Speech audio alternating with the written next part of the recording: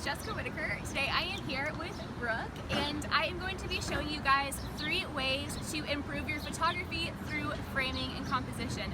Framing for me is such a key element to my own photography work, and I really believe that it can change your own work and separate you from other photographers. So I'm going to go over 3 super easy basic tricks that will change the way you shoot.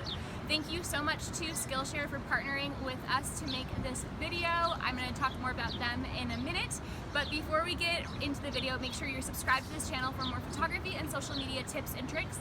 You can find all of Brooke's stuff down below in the description box, as well as Sam, who is my wonderful assistant. And make sure to follow me over on Instagram and Twitter, as that's where I keep up with you guys the most. I am shooting today on my Canon 5D Mark IV and then my Sigma 35 Art lens, and then I am also shooting on my Minolta film camera. I am using Portra 400, and this is actually my first tutorial where I'm shooting both on film and digital, so I'm excited. Make sure again to subscribe, and let's get started. Thank you so much to Skillshare for sponsoring this video. You guys, I'm so blessed to be partnered with them to bring you guys more free content. I worked with Skillshare in the past, and I am all about what they have to offer creatives. It's an online learning community where you can learn photography, business practices, design. So if you're a photographer but you might have questions about how do I write up a contract or how do I build a website, you can go to Skillshare. YouTube is such a great resource, but with Skillshare you can really tailor down specifically what you want to learn and go more in depth into classes taught by industry professionals. Honestly, anyone can use Skillshare, but to me as a photographer, I can go on there and take photography classes, design classes, but I can also take classes on specific business practices. Skillshare is also very affordable. It's one of the more affordable learning platforms at just $10 a month for a premium membership. Some of my favorite classes include graphic design. I'm trying to dabble more in Adobe Photoshop. I've been using Lightroom for so long now, I feel like my Photoshop skills are out the window. So the first 500 people who click the link in the description box below for Skillshare can get 2 months free. So it's an amazing savings, and if you are just starting out in photography or checking out a different business venture, I highly suggest signing up for the free 2 months. I'm so happy to be able to partner with a business and a company that helps creatives and that I also use and believe in. And let's get started with the tutorial. Using items in the environment to frame in the foreground. So this is probably my favorite one, is using plants, nature, to frame your subject. We're gonna just use this tree as a quick little example. It's very, very simple. My biggest key is don't let anything obstruct the face too much. You kind of want to make sure that the face is clear and that the leaves or the petals, whatever it might be, are just around it. I am personally going to shoot on 1.4 because I believe in myself. It's risky, but we can do it. I shoot on 1.4 because I want all of this environment to be as blurry as possible. You know, photography. No, that's beautiful. Okay, I'm just going to use this to frame the very top of her, because you can also use this technique if you want to blur out something. So let's say there's a pile of trash on the ground and you don't want that in the shot, you could easily cover it up.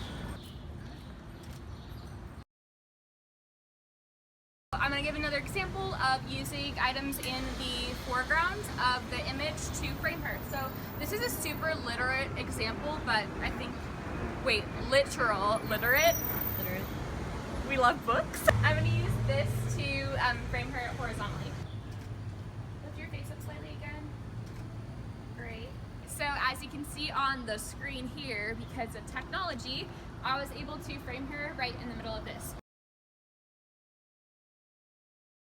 Okay, so next up for framing is using leading lines to frame your subject. I'm going to be using a very literal example, the street, to frame Brooke, but obviously you can take this in a lot of different ways. We're gonna risk getting hit by a car, vibes, or a bicycle.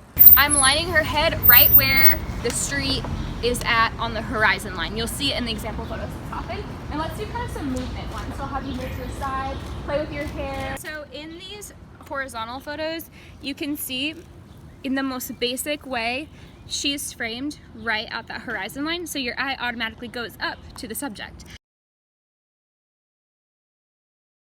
I framing her in her natural environment. I'm using this the bar and then the these two beams to separate her and frame her right in the middle.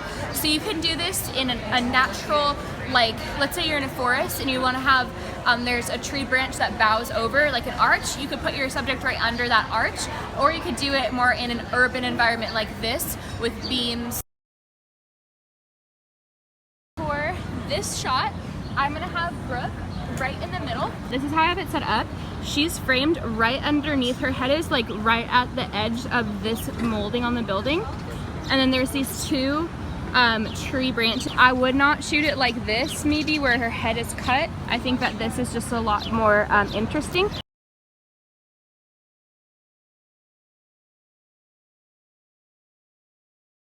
In this shot, I'm framing her right under this building in the background. I'm framing her underneath this building right here. Okay, perfect, yep. Okay, partner looks good.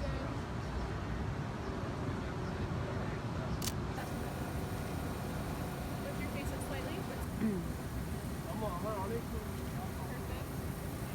you want to reflect in my sunglasses? Yeah.